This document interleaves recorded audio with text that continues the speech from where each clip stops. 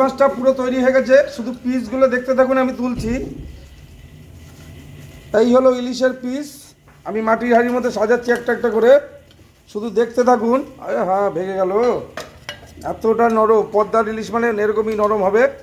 এই যে ভেঙে গেল, তো বুঝতেই পারছেন ইলিশ। ও হো হো হো, দেখুন দেখুন পিসগুলো দেখুন। এই হলো ইলিশের পিস, আপনারা দেখতে থাকুন।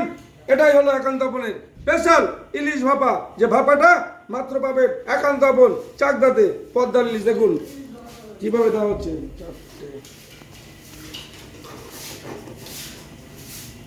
পাঁচটা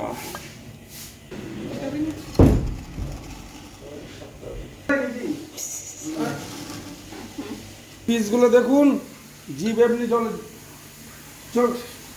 এমনি জিভে জল চলে আসবে এই ধরনের ইলিশ পেলে।